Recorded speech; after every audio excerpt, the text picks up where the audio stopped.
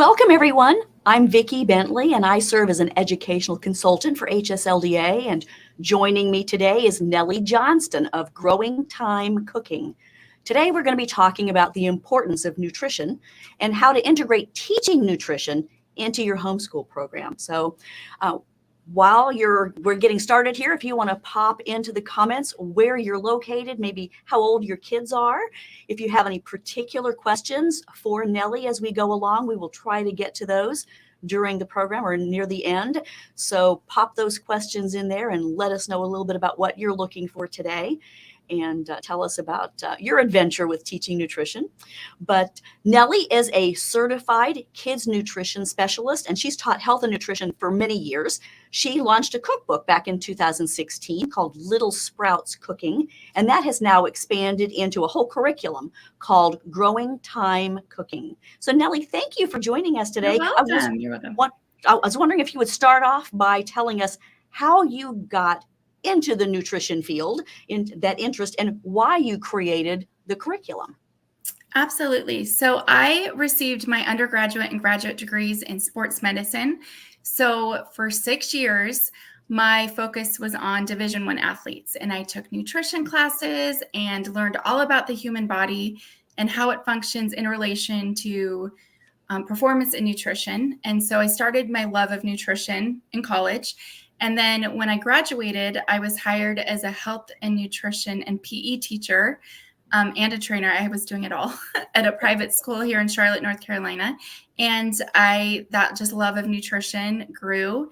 And then as I had my own kids, I started looking into kids nutrition. And when I did that, you don't have to look too far to find studies that show the lack of education in this area, especially in relation to kids and the health crisis that we're facing everywhere. And so it just nagged at me as my kids were little and as I tried to change things in their diet. And then finally, about 8 years ago, I decided to do something about it. And I became a kids nutrition specialist, and I started teaching classes in North Carolina. And I started in the homeschool community, and then I moved on to, I've expanded to lots of different groups of kids, basically anyone in the community who needs this resource. And then about 3 years ago, I published the curriculum, the Growing Time Cooking curriculum.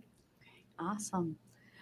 So I was just curious, what does it take to become a kids nutrition specialist? What did that mean for you? So it was interesting. It took a course. I had to take a course and take a certification exam. And it was really interesting for me to see how we know about adult nutrition a lot. We talk about that a lot. And the food labels are all based on adults. So it was really fascinating to me to look at the difference for kids, like what those requirements were and how they varied, 4-year-old versus 16-year-old, how that changes. So it was a course that I took and was certified in. Well, that's fascinating. When you're talking about nutrition for kids and the differences, we all know what we eat when we wake up as grown-ups, but we've all heard that breakfast is the most important meal of the day. At least that's what we're told. So what are some of the key nutrients? That may change, I don't know. But what are some of the key nutrients that children need to start off their day to have that energy and motivation? And what might that look like? Okay, so let me start by saying why it's the most important meal of the day. So our bodies spend 8 to 12 hours fasting, right? When we sleep, that's when our bodies recoup. It's when they utilize the nutrients from the day before. And so when we wake up, we're basically on an empty tank. And we need fuel, like cars, to help our bodies. And so the most important fuel is one that's going to help our kids feel fuller longer, so they're not cranky, because we all know kids with empty tummies don't focus and they're cranky, and sustained energy. And so the two main nutrients we need to focus on for breakfast are protein and complex carbohydrates. So proteins, that looks like eggs or nut butters or nuts or oatmeal, chicken or turkey sausage, things low in that saturated fat. And then complex carbohydrates are basically whole grains. So whole grain toast, bagels, a whole grain tortilla to make a breakfast burrito, those types of things. Fruit is important because it has a lot of micronutrients. Fruits and vegetables are great, but your body metabolizes them fairly quickly. So it tends to make you hungrier faster. So it's good to add to your breakfast routine because of those vitamins and minerals, but it's better to have protein and complex carbohydrates. And again, when you're mentioning carbohydrates, you are talking, as you just said, whole grains. Yes. We want to focus on that whole grain component. Yep. So, okay. Absolutely, because a whole grain includes the bran, the germ, everything, and it has a lot of fiber. And because of that, your body takes longer to break it down. If you use white flour, which a lot of the cereals are made out of white flour, a lot of sugar, your body breaks that down super quick. You get a burst of energy, and then you're just tired the rest of the day. And this is great for us to know as parents. Yes, absolutely. But kids may not seem like it's such a big deal to them. It's like, oh, this is the boring stuff. I can't remember all the vitamins. So how can we get our kids excited about learning about nutrition? Right. So I found that kids are more interested in learning something if they understand the why, like how it works. So if we just sit there and spout off to them, the vitamin C helps your, like every aspect of your body. It's a super vitamin. They might be like, okay. But if you make it relatable to them, for example, when I teach my students about protein, I tell them that protein are the building blocks for every part of our body: hair, nails, muscle, blood. And so I ask them to imagine building like the best Lego creation they've ever created. And then they break off, a wing of it breaks off, or a little portion. They want to get it back to its prime condition. So they have to get more Legos to rebuild it. And that's basically what our body is we need to ingest this protein, because even though it might not be a major injury, our body is constantly breaking down at the microscopic level, and we need to keep building it back up. So finding things that are relatable to them. And then also, I think, pointing out how they feel when they eat certain nutrients, because I think the biggest goal is to just make it relatable and applicable to them, because all this information, even with adults, it goes in one ear and out the other. But when you can start finding ways to teach them and make it relatable, then they'll start to think about it a little bit more. Well, that's good. So you've got some tips and tricks to help our kids get interested in learning about healthy nutrition. So are there any others you can think of right off the bat? I love the Legos. I think just talking about it and learning about it yourself, that's the hard part. As many parents I talk to in workshops, they say, this is great, but I have no idea. I have no idea what these vitamins do, or I don't have any idea. So I think educating yourself and getting a basic knowledge, so that when something arises that's more organic, like you're in the kitchen or at the store and you point something out, then it's just part of their daily life, instead of sitting down at the table and just dumping a bunch of information at them. You've probably found in your studies and your experience with so many kids that children tend to be more interested in something when they're a part of it. So, for example, understanding the nutrition of food when they're helping either prepare it or buy it at the grocery store, or whatever it may, plant it in the garden, whatever it might be. So how do you suggest parents create opportunities to be in the kitchen with their kids? What are some of the ways that they can get their kids engaged in the kitchen? So I think the biggest thing is just to look at the bigger picture, and then just to make a decision to do it. Again, if it's a big event, it might be not sustainable. So if you say, this in the next 2 weeks, you're going to make us dinner, it should maybe more be like, every night I need you to come and do an aspect of dinner till they're at the point where they can make it themselves. Because I think when we treat it like a once in a blue moon experience, then it doesn't stick as much. And so I think just consistency of having them in the kitchen. And I know this is really hard for a lot of parents, because in all honesty, especially with younger children, it's faster, easier, cheaper, cleaner to do it yourself. It really is. It is. And so you have to get in the mindset that you are just going to do it.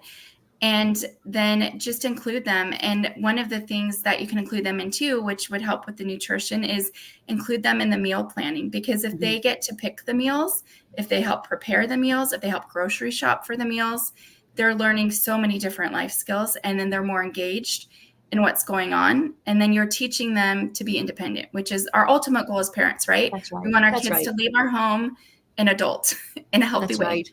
That's right. And I love the way you mentioned doing this on a regular basis. In the chore system that my family used when my kids were growing up, they're all adults now, but as the kids were growing up, then one of the chores in the chore rotation on a daily basis was that one of the kids was the assistant cook, and they had that role for 2 months in a row. So for 2 months, their role was to shadow me in the kitchen, to be there with me, and I found that it did several things. First of all, they were learning the skills, because sometimes there are things that you don't think of mentioning to your kids about cooking, Yeah. but they come up as you're doing it, or they say, well, why did you do this? Or why did you do that? But I also found that by being side by side in the kitchen, conversations started.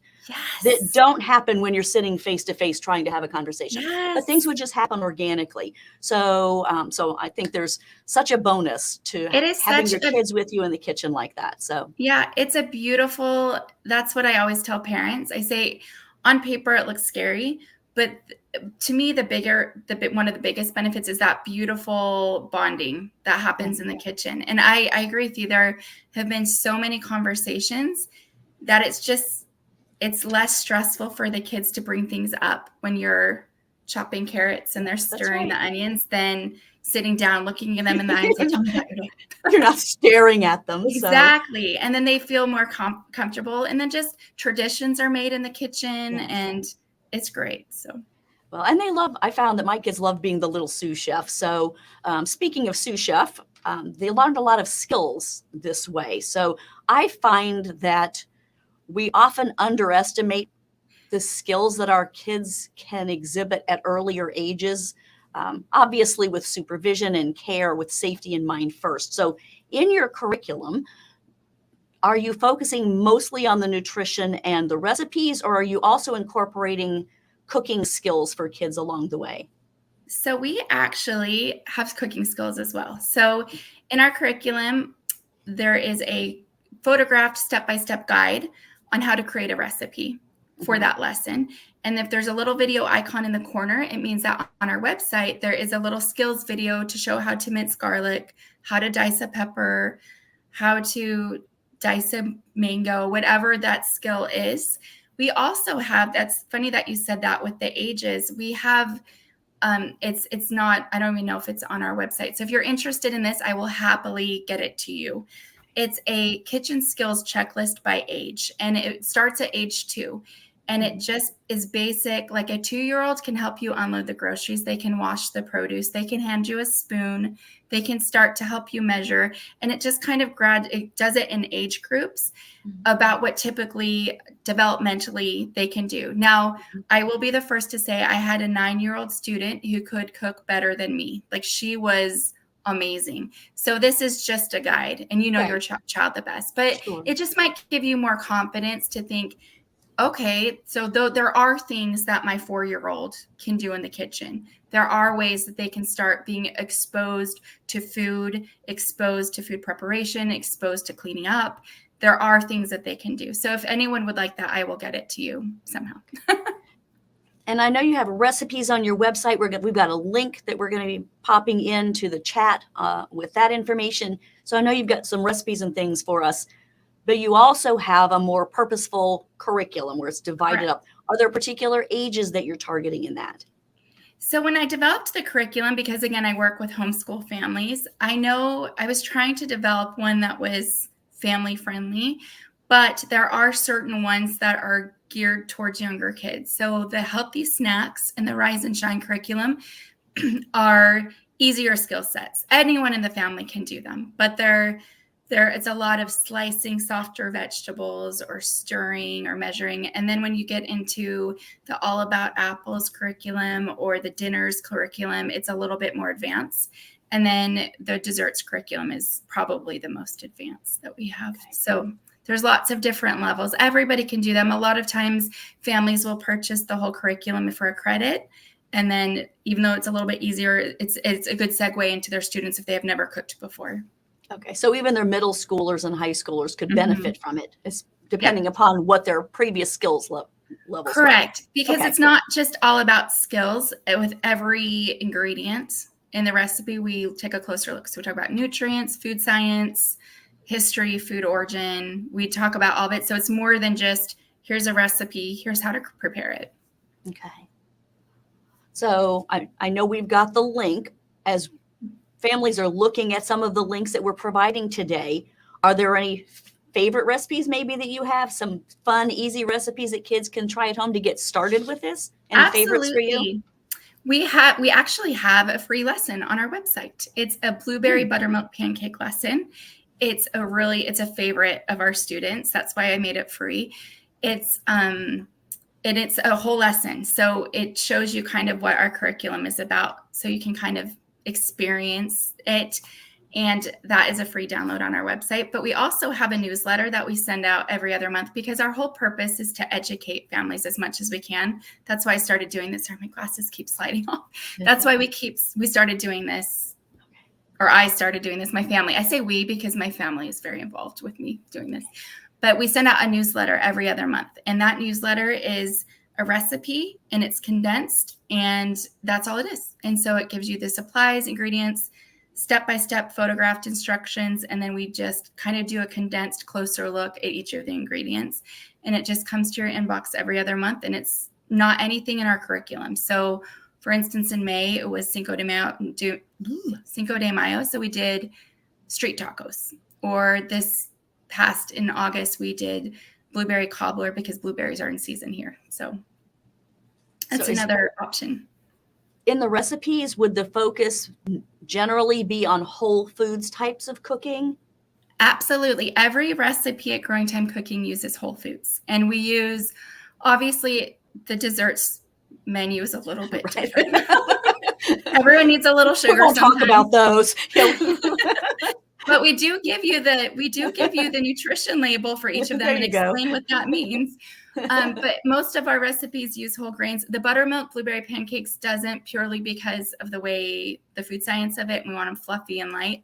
The bran and whole grains kind of weighs it down a little bit. But we use whole ingredients. We talk about, I found in teaching the kids face-to-face a lot, that a lot of our kids just don't know where food comes from. They have no idea. I taught a group of preschoolers, and I brought just a bunch of different vegetables, and they didn't know what any of them were fresh from like a farmer's market. So that's kind of, we try to use as many fresh whole ingredients as we can.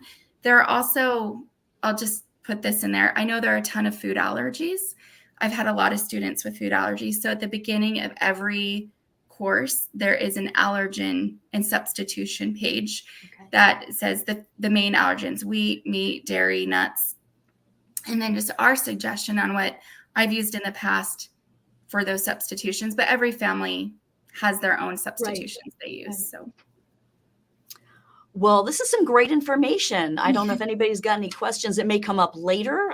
You may want to pop something. I know some of our viewers will be watching this when it's recorded, and so they may pop some questions in later. But as we close, is there anything in particular that you'd like to share with our viewers? Anything that's a real passion? I mean, you've shared a lot of passion. Obviously, you're very passionate about what you do. You're very well read. You're very studied on this. And it sounds like you do a great job making it real to the kids, making it relevant to them. Is there anything you would like to share with our parents who are watching? I am just going to say, this is what I always tell parents: take baby steps. Don't feel like you have to change your diet or train your kids to be a master chef all in one step. It's overwhelming. And especially with homeschool families, there is so much going on, but find little ways to work it into your day, because you're creating a generational change. And that's why I focus on kids rather than adults. I do teach adults a fair amount, actually, but I focus on kids because if they grow up with these skills and these habits and these traditions, they'll pass them on to their kids. And that's how we see true change in the world, right? We love our kids. We teach them to be good people. We teach them these healthy habits, and then they in turn teach that to their children. And that's how we see change. So don't get discouraged, and just baby steps. Baby steps, always good. Well, thank you so much for joining us today, Nellie. This has been fascinating. And you all can learn more about Growing Time Cooking, and that's THYME, Growing Time Cooking, at the link that we're going to have in the comments, and that's growingtimecooking.com. And parents, At HSLDA, we want to inspire and encourage you in your homeschool journey, and that's why we offer programs like this to help you to be equipped and encouraged. And you can learn more about different types of curriculum here at HSLDA. And you can find that link in the comments. And if you're not a member of HSLDA yet, we would love for you to join us. So check out our website. And thanks again, Nellie. You're I so welcome. appreciate you being here. And we hope that you all have a great day.